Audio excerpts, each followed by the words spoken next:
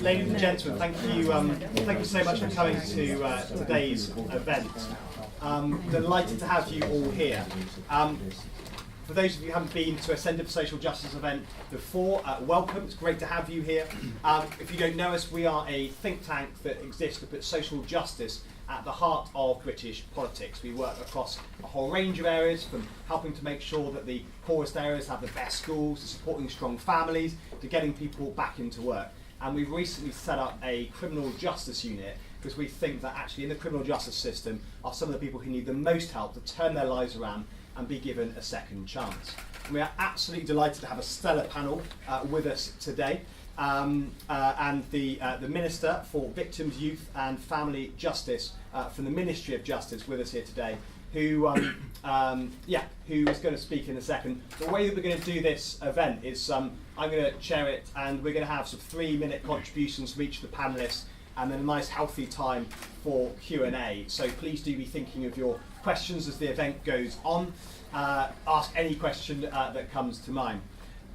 So without further ado, I'd love to introduce Phillip Lee, who we met recently, and I know how passionate this man is about the way that sport can be used to really change people's lives and help give them that second chance, help actually make sure that you use sport as a way of embedding skills and new opportunities in people.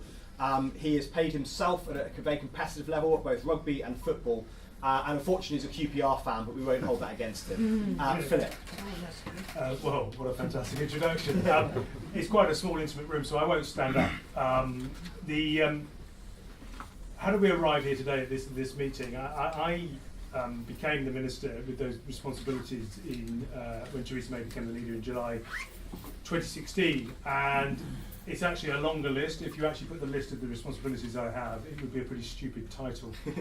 But it's a long list of things like I lock up women, I lock up young people, I'm responsible for coroners, I'm responsible for child sex abuse, for domestic violence, for the Office of the Public Guardian. It's a long list, and it's a dark list.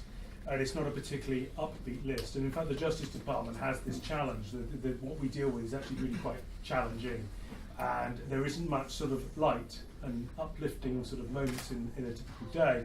And I thought to myself, well, okay, this needs to change. We need to try to change this. I started visiting the youth offender institutions, Feltham and Cookham Wood and Oak Hill and Medway and all the others that I'm responsible for. And I noticed something quite soon, that the kids are indoors a lot. That there are contracts in play that up to 30 hours a week in a classroom. And these are young people who, generally speaking, haven't really engaged with school at that point. So we're sort of concentrating on educating them in a traditional sense, but actually what they need are sort of discipline, core life skills. A friend of mine who's in the Navy said they realised for the sort of new recruits of 16 that they had a problem with people keeping clean. So they had to teach everyone how to use a bar of soap when they were returning from the Navy. I.e. the principle being it's those building blocks of life that probably I would hope everybody in this room takes for granted are not there in young people. So I thought to myself, well, how can we change this? Because the youth system is 10% the violence rates of the adult system. So if you think the adult system is challenged, the youth system is particularly challenged. And the recidivism rate is 69% people in custody. At any one time, we lock up 1,000 young people. And this talk also sort of goes into the early 20s, which is not actually my responsibility. But there is a crossover, particularly at Feltham, where both groups are housed. What can we do about this? Because 69% recidivism is a definition of failure, isn't it? I mean, fundamentally, we're not turning people's lives around. We're not giving them a sense of purpose, sense of direction in life. And I thought, well, what about sport? I mean, as you've heard, I was pretty sporty. It's why I'm sporting this thing. I won't go into the details of what this is all about, but it's about 15 years of rugby and not being able to ski terribly well, don't go too fast. So for me, what sport's given me is so much. And I thought, well, these young people who are predominantly male, who were predominantly quite frustrated, aggressive, wanted to sort of like make their mark in the world, and you're going to hear from John, and actually I should shut up because you should all come here to listen to John, because I've heard him speak before and it's a compelling story. And I thought one way we could do this was by trying to change that balance of perhaps not so much time in the classroom, a bit more time out on the pitch. And before anybody thinks I'm just being exclusive about sport, I think it also applies to music, it also applies to art, but I'm just concentrating at the moment on sport.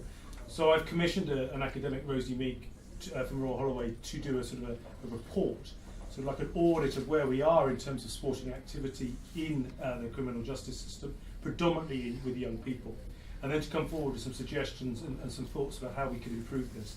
I'm also responsible for bringing forward the 2 secure schools, which are a new institution. We recognise that we have failed institutions in the youth justice system. This is well documented. I'm not telling you a new story. So we come forward with this idea of new secure schools, and I'm very, very passionate about those secure schools having more of a balance between physical activity and classroom activity.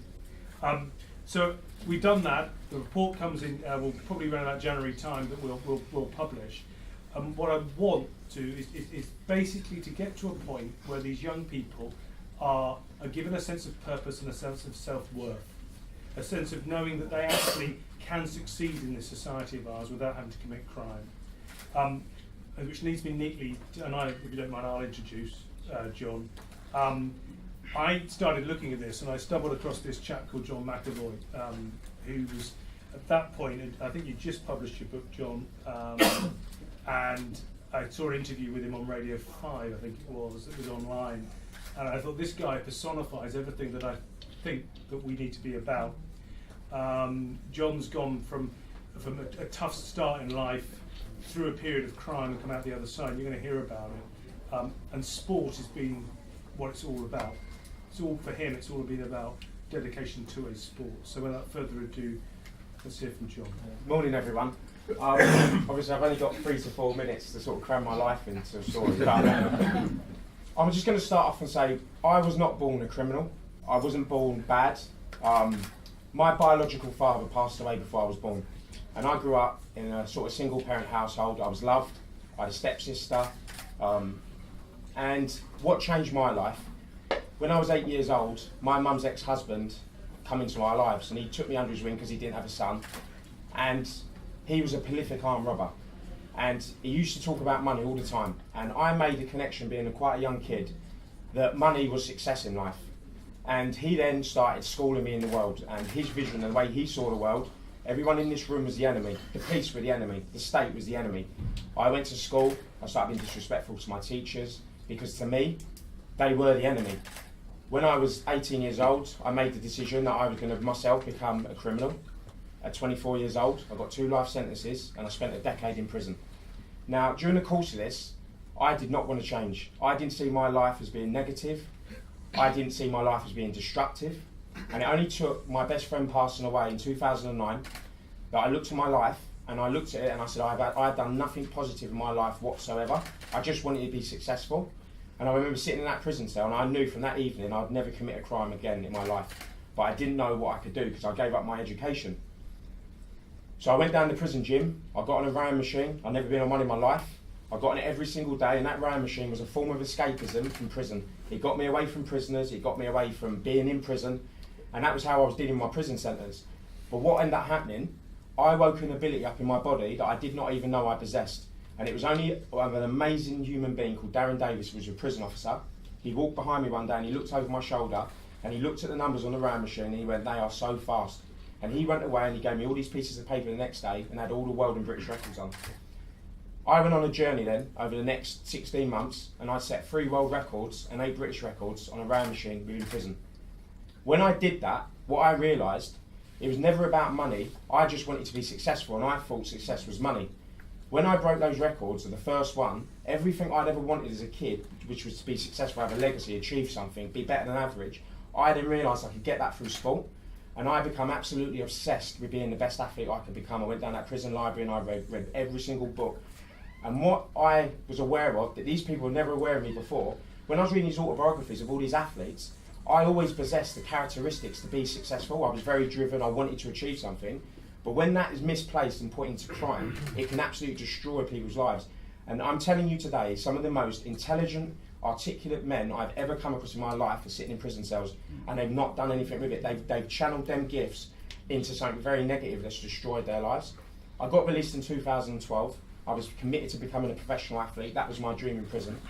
I'm now doing, I do triathlon now. I'm one of the best long distance triathletes in the country. I'm very lucky that I'm sponsored by Nike, hence why I look like a billboard today. But if there's just one thing anyone can take out of this story, I am no different to any person that's in prison. Anyone can change, and change is possible for every single person. And if you give them opportunities, not everyone will take them there and then. They might not take them for a year or 2 years, but eventually they'll come to the conclusion in their lives that how they're living is destroying their lives. They're going to want other options. But thank you so much for listening.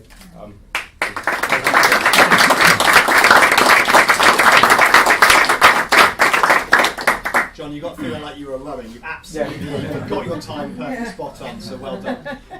We're going to move on now to Vicky. Vicky works for Laureus, and I want to read out what they say their vision is because I absolutely love this vision. It's about using the power of sport to end violence, discrimination, and disadvantage, proving that sport can change the world.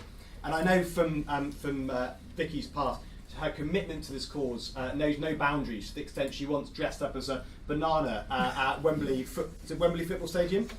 Wembley Stadium in order to promote healthy eating as part of a healthy lifestyle. So without further ado, Vicky. Thank you very much. Sorry I didn't bring the outfit with me today. So as we've said, I work for Laureus Sport for Good. We're a charity, global charity that work with hundreds of sports charities all around the world that are using sport to help young people achieve something positive in their lives. That might be around health, it might be around education, employment, it might be around what we're here to talk about today, keeping young people away from crime or potentially supporting them if they have been involved in the sort of justice system. And I think for me, and I don't want to talk too much about some of the projects we do support because Matt is one of the projects that we work with at Streetly, so I'll leave him to talk about the real detail of what we do. But for me, when I look at what we're talking about, it's about three key pieces. We need to make sure young people have got the skills. Now that might be the personal soft skills, the confidence, the self-esteem, the drive, the motivation that John was talking about, but also sometimes the harder skills, the qualifications, the education, to help young people take what I think is the second key part, and John's already mentioned it, which is opportunities. So skills might be great, but if we can't provide young people with the opportunities, the skills aren't going to get someone all that far. What we also need to make sure we've got as part of this mix and using sport to help young people is around support. And again, John's kind of touched on this a little bit with your story. You need the full package, and I think when I look at all the charities that Laureus supports in the UK but also globally, we actually have great provision across providing skills, soft and hard skills. We've got great provision around businesses that want to employ young people, help them get out of a life of crime, help them get into jobs. We've got great services, social services, youth services that provide the support. But what we don't always have is the coordination and the collaboration across those three pieces.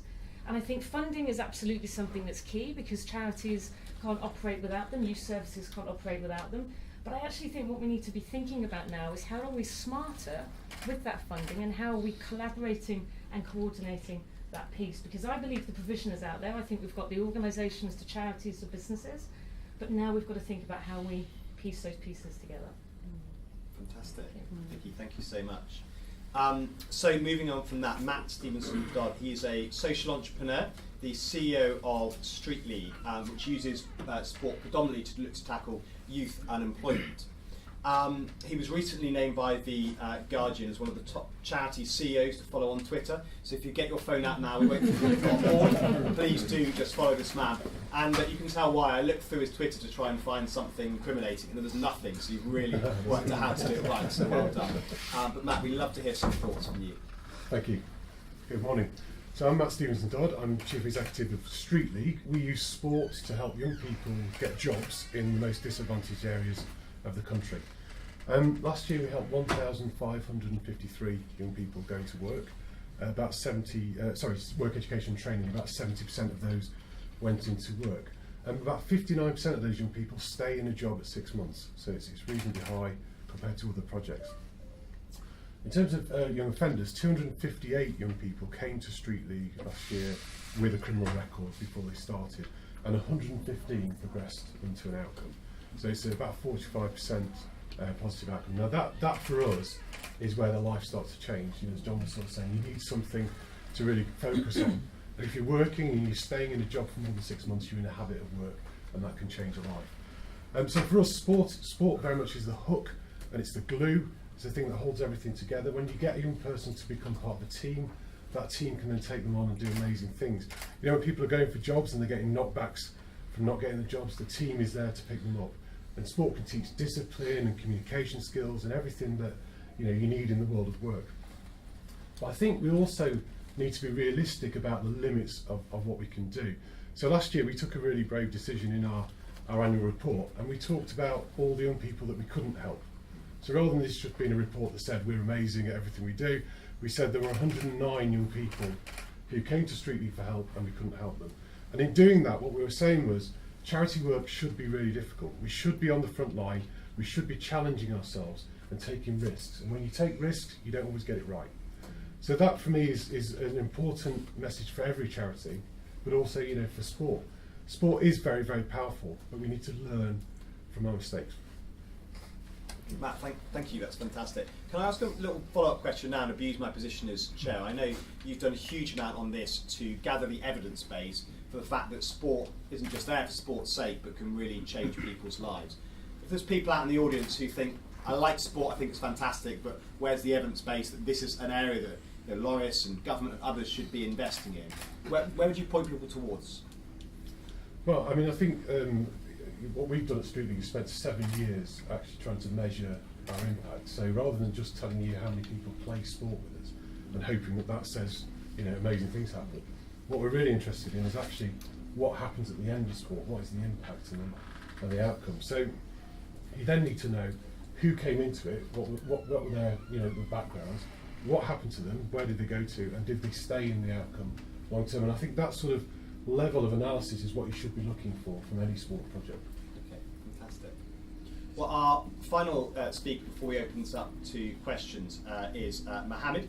Mohamed is the chairman of the Somali Conservatives and advises the Met Police on gang and youth violence, and does lots when it comes to using sport as a tool for engagement, as a tool for diversion, and has real grassroots experiences of all these things we're talking about, looking to help some people who right at the front line. So Mohamed, we would love to hear some thoughts from yourself. Thank you. In my line of work as an advisor to the Metropolitan Police, unfortunately I've become immune to seeing young people from our community laying dead on the streets of London, stabbed, shot, beaten. That's the absolute reality. However, the calls that still sort of get to me and I find to sort of get out of my thoughts are when I get called to a scene and I say young child, and I say child because it's still in their school uniforms lying there on the streets of London. It's somewhat depressing, and how I sort of get to this point is I'll get a call on an evening after a long day in the office, just as I'm about to head to bed, and it'll be one of the kids I work with, and he'll be screaming down the phone, "Mo, you need to come to the hospital, Tiago's been stabbed." Or I'll get a call from one of the detectives in the homicide team or Trident who I work with, the gang unit, and they'll be asking me to come down to a scene to help manage a situation, an incident somewhere in London. And I'm really passionate about the work I do. It's something I've been doing for the past 3 years and I really, really enjoy it, but what frustrates me the most is when I speak to people in the party, the Conservative Party, the civil service, or even out on the streets of London or other major cities, I always get the same response. It doesn't, it doesn't affect people like me. It's them. And I'm actually glad to hear that the minister's speech this morning, he actually gets it. So I'm looking forward to catching up with the minister at some point in the near future and discussing some of these issues. But the absolute reality, ladies and gentlemen, is knife crime, gun crime, it's not discriminate. It will affect someone in this room at some stage in your lives, and we really need to act on that. As John said earlier, most of these kids, they're not born criminals, they're good-hearted kids, they've got good intentions, but they've been sort of conditioned to a point now where they think they have to carry a weapon to protect themselves, and we really need to act to change this, ladies and gentlemen. It's quite depressing out there. We've probably all heard the phrase that it takes a village to raise a child. But the absolute reality is if these children do not recognise a village, they will burn it down to the ground to feel its warmth, and that's what's happening at the moment in London and other major cities across the UK. Thank you very much.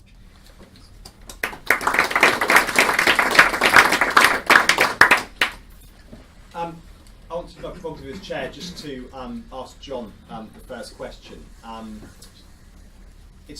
Your story is amazing. I've actually started reading your book, and it's kind of ruined it that I know the ending, but I'm looking forward to the whole journey.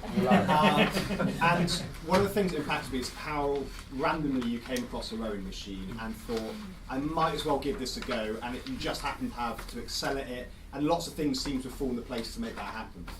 I'd love to know, as you kind of reflected on your time in prison and all the different opportunities someone could have intervened in your life, what more could be done by the Ministry of Justice, by other services, to help make sure that more people get that opportunity that you did? Within prison?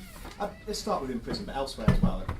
Wherever you think the most effective place people could start to try and change someone's direction. Well, I'm quite fortunate. I've spoken to thousands and thousands and thousands of children since the beginning of the year, and I've gone all around the country. I was in Devon last week.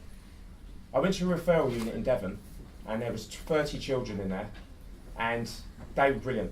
They listened to me for an hour, they were quiet.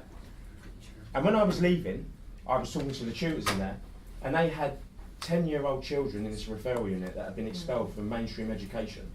And they were like babies. Like, I looked at them, they were so tiny and small. And when I was asking the teachers, and again, this is throughout the country, and every single thing comes back again and again and again, these children do not get opportunities to be successful. They do not get them. There comes back this money and then opportunities, and some of these opportunities don't even cost money, but they're so narrow-minded in this tiny little bubble that they're in. Like, the teacher was saying to me, she took 2 girls to London. They were 14 years old. It was the first time they've ever been on a train to London. They're just not worldly. They don't understand. They don't see these opportunities. Or they just don't see there's a world out there. They do not see it. They're so narrow-minded. And I think you need to stop people from going to prison.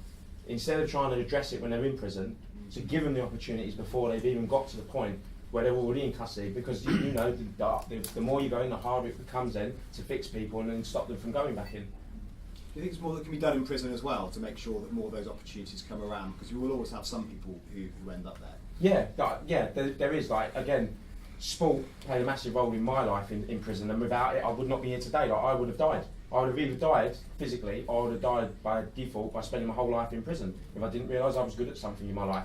But again, when you speak to a lot of tutors and stuff in prisons, it comes back the cuts all the time to the PE staff, and the PE staff have to be reallocated to work on the wings. People that do drama, education, some of them have to be relocated and will have to go and work on the wings, and everything gets cut back.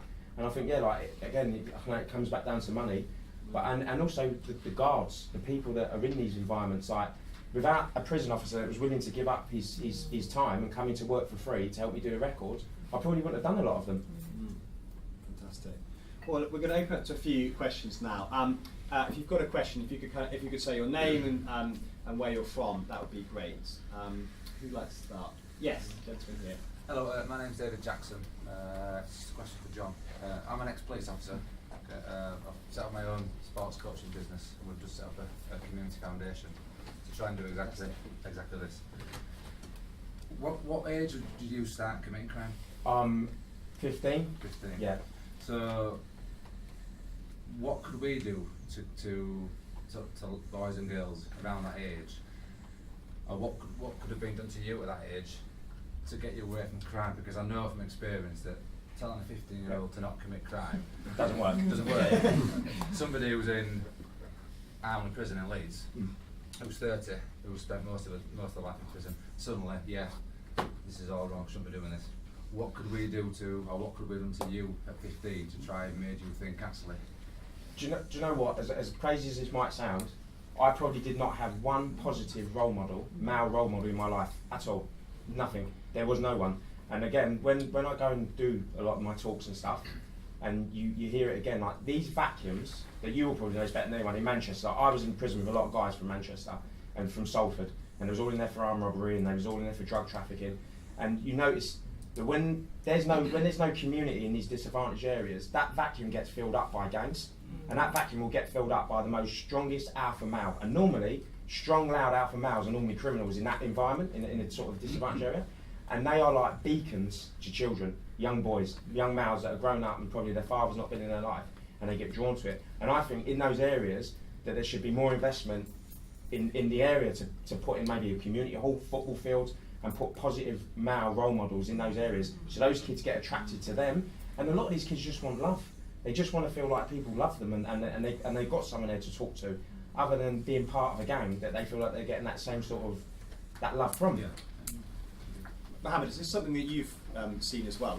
Would you echo that? Absolutely, I fully concur with John. I grew up in Cardiff, South Wales, in a very rundown estate actually, and there wasn't much aspiration for young children other than becoming the next Pablo Escobar, because drugs was the biggest industry in South Wales. And for me, growing up in a single parent household again, and not having a male role model, it was my PE teacher who got me away from that, that crowd, and sort of immersed me in the sport of rugby, and that taught me discipline, sportsmanship, teamwork, and gave me real valuable skills to sort of progress in life. And eventually I made it out of South Wales, and it's quite depressing actually to see the current situation of my friends. A lot of them are in prison, some are dead.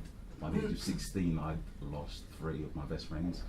So it's the absolute reality, and a lot of these kids are growing up in single parent households, and as John said, they want someone to love them.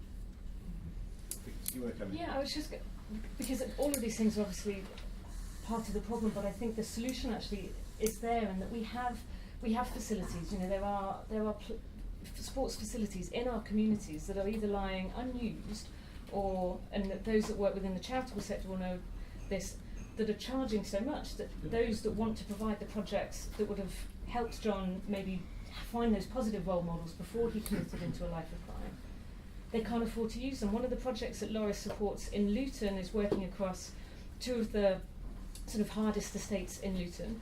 They run essentially diversionary football projects. So they run projects on a Thursday, Friday night from sort of 8 PM onwards to provide young people, majority male, but let's not ignore the fact that there's also a challenge around young women getting involved in gangs and crime. But they run this project to keep people off the street, to give them something positive to do at the times when the majority of youth crime has been committed. But as a charity, as an organisation, their biggest cost is the venue hire. But actually what's needed is individuals, it's the staff, but they can't do more because they can't afford to put on the sessions. And yet the leisure centres are charged. So I think we've got everything that's there that's needed, and this is where it comes back to that coordination. Fantastic. Lady on the third row. Hi, my name's Councillor Rackham, and I'm a councillor in Woodland Forest. You're inspirational, John, and I'd like to see you get out there more. Thank you. As much as you can to the young people. My question's to Mohamed, because obviously you've seen a lot. When do you think we should start targeting these young people? What's the age that we should start trying to educate them to know that there's more out there for them? And I'll tell you why. I'm involved. I've got a couple of council estates where I am, and I do try and engage the youth. Yeah. And they don't want to engage. I try and put on events, I try to get them to do this, that and the other, and they really don't want to know. They're just quite happy to hang about in a gang, taking drugs with their mates. I get your point, and it's something I'm sort of struggling with at the moment as well. But I think the best age to sort of engage with them, the younger the better. I'd say 8 to 12 is sort of the best age to win their hearts and minds and engage with them. And through schools, would you say? I'd say through schools, through youth centres, engaging with their parents, because a lot of the time the parents aren't actually aware of what their children are up to. Yeah. Mohamed, do you find bringing the kind of sport into the centre of this, do you find sport as an effective tool to try and help with that engagement process? I do, but the issue, particularly in London, is gentrification's going on. It's an absolute reality, and a lot of the sports centres are being sold off, and houses are being built there, and they're not getting like for like facilities in these estates. So yes, sport is a positive route for change. However, if you haven't got the facilities, or as Vicky was saying, if we can't coordinate these things and people can't afford to use the youth centres, then it's absolutely pointless. They're just going to hang out on the estate, go to the non-drug dealers, and just fall into a life of criminality. Hi, I'm an appropriate adult in the Walworth Road, and I also advocate for children in care. I mean, what fascinates me about both Mo and John is that they had two inspiring people. We have a real lack of male teachers at primary school level. And I think that is something. I'm also a school governor, and we've just got a deputy head who's a male. That's the only male teacher in our school. And you know, when you hear the stories about both of you, which are inspiring, neither of you had a male role model. And that really, but also nobody's discussed the restorative justice being used in conjunction with the sport, because there is great research and proof that restorative justice at a young age, for, on the first offence, does work. But the projects have been cut in many places. And I think that in combination with the sport for boys I don't know, I find it so frustrating, the revolving door all the time. I see it all the time. Have you got any thoughts on the sort of restorative justice side of things? And I'm responsible for that as well. Yeah. I know. We haven't cut the budgets, but the money goes through PCC. Yeah, and that's and where they're the cutting. decisions are being made. So to be clear about that. And I'm broadly supportive of it. There are some issues around evidence collection. You say the evidence is strong. It's actually not in some areas, it is in others. And there was not a culture of auditing interventions. Okay. And there now is, because I've made it so. And that's why I'm not promising money for more than a year at the moment. It's because I want people to actually be collecting the evidence, and what they're doing is actually having an impact. If you allow me, I talked primarily about custodial state at the start.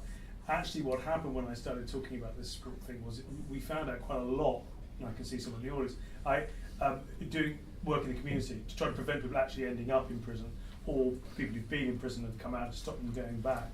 And what's really quite striking is that no one really knew how much was going on and how much sport was being used. The department certainly didn't know. And we had the first meeting you came along to speak out, we probably had about 30 people in the room, something like that. The last one 2 weeks ago, there were about 70 organisations turned up. And we've got Manchester United Foundation, Everton and QPR, some headline sort of professional clubs, as well as a lot of amateur sports clubs, amateur boxing is particularly active in the community. It's across the board, and it's a huge amount going on. Saracens at Feltham, Leeds Rhinos at Wetherby Youth Affairs Institute. And we're very fortunate, actually, about the amount of activity, and indeed the facilities. I would agree with that. But what was lacking, I think, was a narrative around it, and actually bringing it all together and celebrating what we do, collecting the evidence to see that it prove that it's actually working. But the key thing, and I think it's been touched upon, is this mentoring, is this male role models thing. It's well documented, particularly in the black community, the absence of male role models. I mean, this is not something that's just happened overnight. I think I'm right in saying so a few decades. And so we've got this real problem. Now, how do we address that? And I can't think of a better way than via sport, with that sort of inspiring coach, which is in effect is what Darren was in your case. This prison officer, by the way, you should all meet him. I wish he was here, to be honest with you. Deeply inspiring character, working in a circular prison. I forget what's the name of the Loudon Grange. Loudon Grange. Went the extra yard for you, made a huge difference. We do need good, decent men, okay, to get more involved with these kids early on. I would say at least 8, it may even be earlier. It was last year we had our youngest convicted rapist at 11.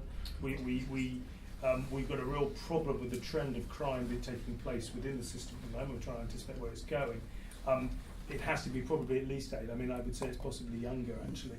And that's deeply depressing, isn't it? I never think about it. But there is something broadly about society and the position of men in society, and men stepping up and taking responsibility for the situation. And I think we should highlight that, because we know where it happens. We get mentors. These young people turn their lives around. Matt. I just wanted to say that I think this male role model thing is very, very important. So I've been in youth work for about 20 years. I used to work in youth clubs, work out on the streets, and coming to a sports charity, sport is by far and away the most powerful engagement tool that I've ever seen for making that relationship. So a relationship would probably take about 3 months to build in a youth club, just slowly sort of chipping away. It's done in days on a football pitch. It's done in days on a dance studio, because the young people are looking at their role model and saying, actually, you can teach me something. You're a really good footballer, you're a really good football coach.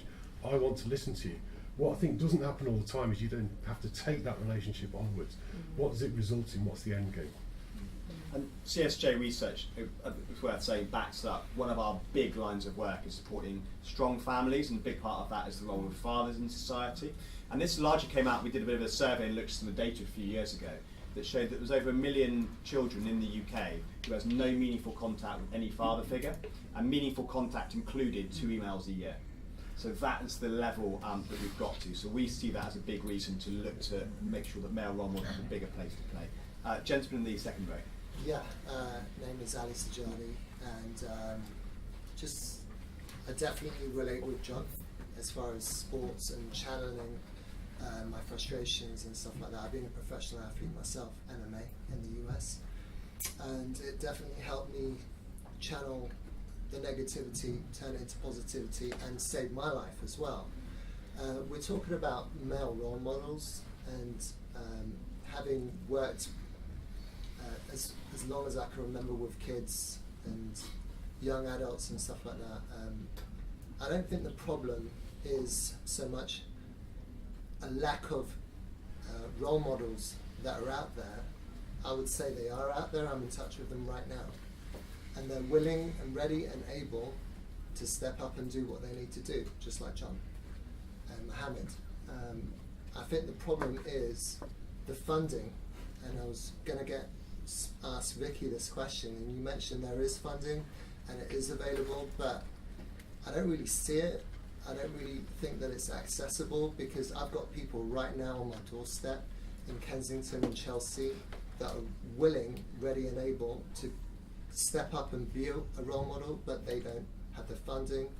They have to work, they have to make a living. They have their own responsibilities, and yet they're out there volunteering, trying to help the youth, trying to help form little social clubs and what have you, and yet they're not getting the support from local government. Definitely not getting support from local government. They're being ignored, and I'm seeing it firsthand, and I'm like, wait a minute, why are they being ignored? And we're here, I'm listening to you guys on the panel, and I'm hearing this and I'm thinking, wait a minute, that's not true. I don't see that there is funding, there isn't the access available to these people, and I'm seeing it firsthand, and I want to do something about it, trying to connect the dots, trying to connect them to people that are in So those is the positions. question, is there enough funding? Is that the kind of the root of it? from your First side? question is there enough funding? Because I don't see it. Yeah. Second question is, if there is that funding, how does someone, I know 3 people right now, How top do they of my access head. it? How do they access it? Because those role models are out there. I know them personally. I'm one of them. Vicky, do you want to give a thought on that? That would be, Yeah. we'd love to hear your thoughts. Yeah, and I think, well, first of all, Laureus is a charity as well, so funding is always going to be, a challenge and an ongoing issue for us. I think the funding is there. Sometimes what I find with the smaller sports organisations, so the smaller charities that Laureus is able to support, is actually the hoops that somebody has to jump through to access the funding. So I think sometimes the challenge is actually how accessible the funding is. And for me, funding, whether we're talking about sport and youth crime and violence, or whether we're talking about health or education, it's always been top down. I think the funding has always been decided at a very senior level. This is what we think will work in a community. This is how we think we can help young people. And these are the types of organisations that we think are the ones that should be receiving it. And all these decisions have been taken up at a very senior level. By the time you get down to the community level, to the grassroots level where people are actually doing the work, yourselves and others included, they're not the ones that are able to connect with the funding because of where it sits and because of the restrictions that are put on it, how you're set up as a charity, etc. I think one of the things that Laureus is trying to do, and we're only just starting, and we're not the only organisation that is doing this, is trying to sort of flip that model and say, okay, well, if Laureus, as a charity, but we do have the position of being a funder as well, if we've got funding available, I'm not going to sit here and make a decision for your community about how you should spend it. I'm going to engage with your community and say, you tell me how this funding could be best used to address a particular issue. And it's driven by the local voice, by people that actually can say, well, okay, this is what will work in Leeds, this is what will work in Lewisham, this is what will work in Rio de Janeiro. The challenge you might have with that, and Laureus, we're able to do that because we're a charity and we can set up sort of our own restrictions, but when you talk to government, and we're talking to some sort of local authorities and governments around this, it's just that mindset for the funder of releasing that control and saying, okay, well, I might be the one that sat here with the purse strings, but I'm going to let the community tell me how it should be spent. You still need to measure it, you still need to be able to evidence. All these things about proving are absolutely critical, but I think we just need to flip that decision model and say, okay, well, you know what's best. in your community, you know what works, you tell me, we'll put some money behind it, and then we'll partner together to actually be able to prove that that as a model is going to have an impact. So it is possible then, it's 100%. It's absolutely possible, but it's not as simple as saying, where's the money and can I go after it? It's that sort of coordination piece again. Phil, I wonder, is this something that's come up? Because you've met with 78 of these kind of grassroots organisations trying to use sport to change lives. Has the funding side of things come up? Is it a question of the way it's structured, what it's given for, or is it different things? I don't think it's as straightforward as just the money. I think in terms of government money, and I'm not going to sit and promise that we've got huge amounts of money we want to spend on this, because we all know that we live in straitened times.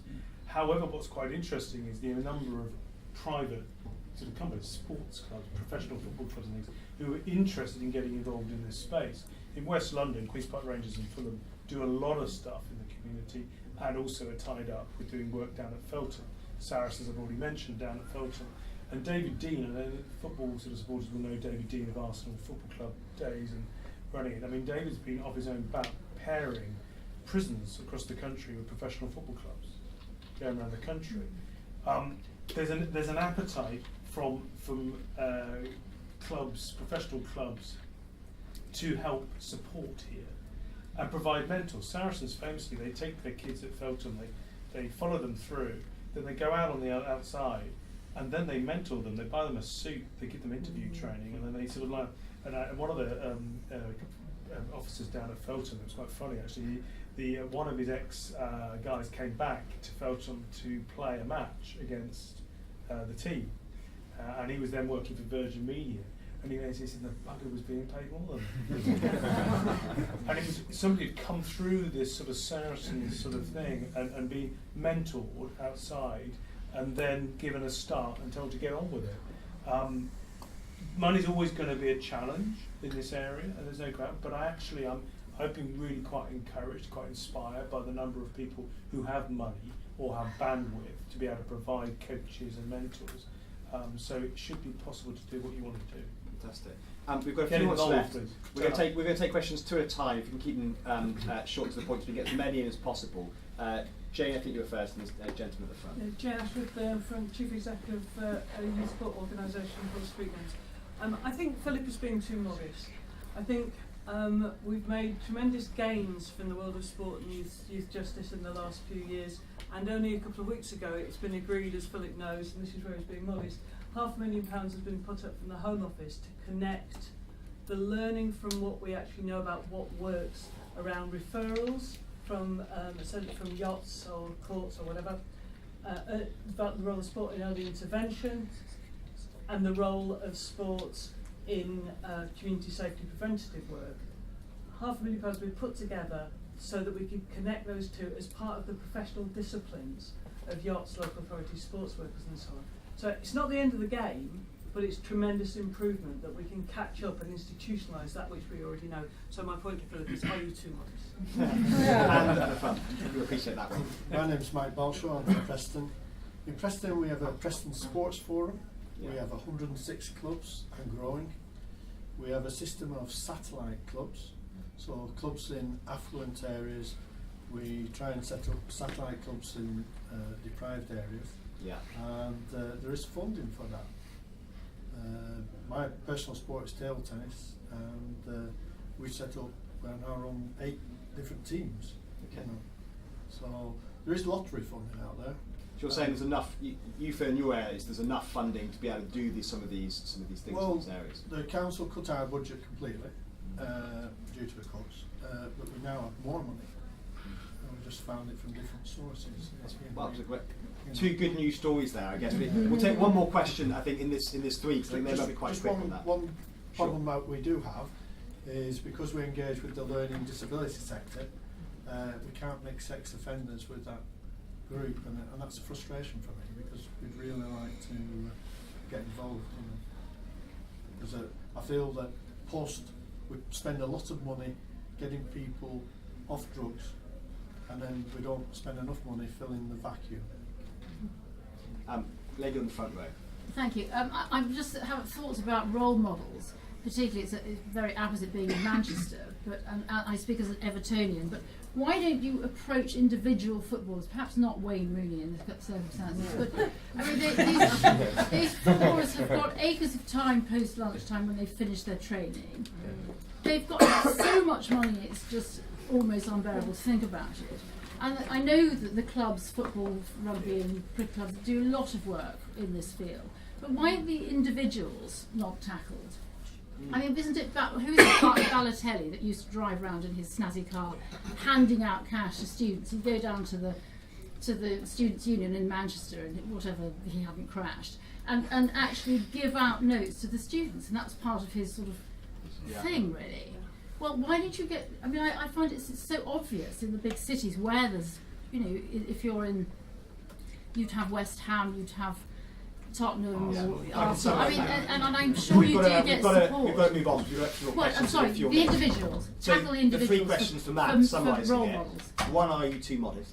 Two, can funding be found from other areas if people are really innovative in the way they look at it? And three, should we be doing more with individual celebrity players? Who wants to take any of those? Well, look, you're too kind, Joe.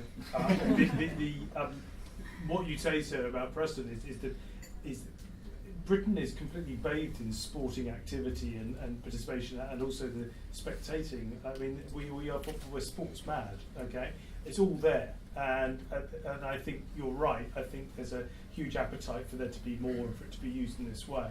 And so it isn't, and there is funding. It's just about finding it. You're right. With regards to actually, some Premiership football players do this, and they don't actually celebrate. They don't make a big deal about it. They get out there and they work quite hard. And other sports. I mean, the Dame Kelly Holmes Foundation, Lawrence Delalio Foundation. There are a series of foundations. They're quietly getting on with their business.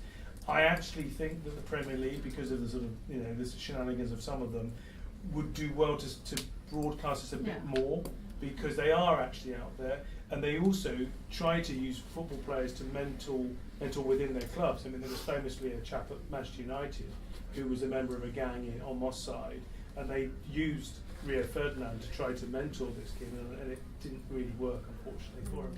And they are aware of it. So it is going on, but yes, we should perhaps celebrate it more. Vicky? Can I just to sort of reiterate that point around the athletes? Part of what Laureus does is we've got about 65 Laureus Academy members, people like Ed Moses, Sean Fitzpatrick, Tanya Gray-Thompson, that do exactly what we're talking about. We shamelessly use their profile and their success to raise awareness of the work that the types of projects that Laureus supports is doing. We've got globally, there's over 200 of our ambassadors, again, sportsmen and women that many of us wouldn't have heard of because they're very niche to their particular country or their particular sport. But again, we use them to raise awareness. And also I'm aware, and I can't remember which footballer it is, but some of them are actually now committing a percentage of their salaries through the street football world, and I think One Matter, yes, and others are beginning to do that. But I do think the challenge is, do they talk enough about it? But I can also understand why they don't. Matt, I wonder if you could briefly answer the question in terms of when government funds are limited because of the economic circumstances. Are there other pots to go out there? Do you find there's enough capacity in communities to be able to do all that you want to do at Street League? Yes, absolutely. So I mean, we started in 2010 at being 90% grant dependent, so applying to people like Comic Relief and the National Lottery. Now about 50% comes from public services. So we've actually found in this straitened times, we've been able to grow our public service offer by being really clear about what we deliver and our impact. The biggest growth area though for us has been corporates, actually. And corporates have gone from saying, let's just give you a handout and walk away, charities sit there with the begging bowl. They want a really interactive relationship. They want to give you volunteers. They want those volunteers to have an amazing time when they're with you. They want social media content. They want to know what outcomes are coming from it. It becomes more of a relationship, and that's been the biggest growth. Fantastic. Well, I've got time for one more question, if it is a very quick question. In fact, we'll do two, as long as I'll hand out yellow card to become statements, I'm afraid. Set gentleman there and then lady at the front, and maybe we have to close at that point. Hi, my name's David. I'm actually from the Evening Standard, and obviously know very well some of the issues. We write about them, on a weekly, sometimes even a daily basis in London. So it's a good campaign. So obviously know firsthand what Mohamed's talking about. I've gone to a lot of the crime scenes myself. The latest one in Forest Gate, where a 14-year-old boy was shot in the back of the head in broad daylight. On a council estate in London, it's quite grim out there. What's happening? Obviously, with talked a little bit about you know, the rehabilitation side of things and breaking the cycle. I just did want to ask a little bit about, obviously Mohamed and perhaps Philip as well, about the policing side of things. Obviously they've got a very tough job to do. Sometimes if they come down too hard, they can end up sort of pushing youngsters away and marginalising them even more. But if they don't, then you know, sometimes they feel like they can. What's the question related to? So the question is are we getting the balance right in terms of policing? You know, do we need to kind of step up their powers at all, or if they've got the powers and are they using them enough? And my question to John really was, obviously it seemed with your journey a lot of it was about self-awareness of, you know, it just not really being worth it anymore. But there's a lot of youngsters out there who sort of do think it is, you know, a life of crime is worth it. So I guess really, you know, my question to you is what would your message to them be? How might we'll take the second question first, and then we'll do them together. If you can. Hi, my name's Beth. I'm from Preston Conservative. I'm the family doctor at Liverpool. Basically, intervening early at the age of 8, this lady here and myself. When I was younger, I really found it hard and fought with my saviour because I was good at sport, fortunately, not the best, but I was okay. But we had girl guides, so we had to go out from Brownies at 8, and that really gave me a sense of achievement because I got the badges. I know we don't have the churches the same, but could you not involve this sort of thing with school, where, you know, there are, you know, we enjoyed going camping, going to the park, playing rounders, doing this sort of thing, and that was when really, you know, I was a brownie. I was only 8, 7, but that gave me, you know, really getting our badges, you know, getting. You know, I'm involved with the street picture, and we get kids come in, you know, parents are probably drug addicts, and we take them to seaside. It's only 20 miles down the road. They've never seen the sea before. So it's about whether more of that is should come back, and that would help. But do you want to take the first question on the police? Look, I'm not the Home Office Minister. I don't see there's any need for more powers. What's quite interesting, and we've got a gentleman here who's an ex-police officer, is that actually the police officers and the prison officers that I've spoken to understand that this way of getting to these predominantly young males, sort of tweenies, late, so 11, 12, 13, sport is a fantastic way of doing it. And I think most police officers would rather be doing that sort of work preventing the crime taking place than having more powers to try to stop the crime. And I don't know if I'm right, but I want to let the guy go. yeah, exactly. So I'm not so sure that more powers are required in that way. Yes, I think getting more involved, giving young people something to aspire to. If it's just badges on a not badges, but going on a camping trip, achievements, a weekend away, yeah, you know, wow, bonding you know, together as teams. Really Yeah. exciting. No, I think there's a lot to be said for that. Just quickly, we talk about funding.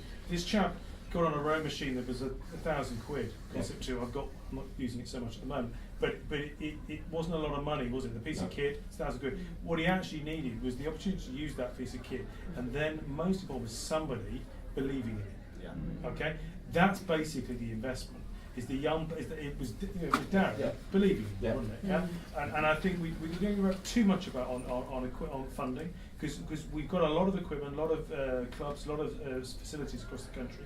Could have more, of course, but fundamentally it's about the people investing time and believing in people like John. I think that's a brilliant way to finish. I want you to join me in, first of all, thanking the panel, but also to Atul Pathak, who very kindly helped make this event happen today. We're very grateful to him, we're very grateful for the Minister and all of our panellists, what I think has been a great conversation.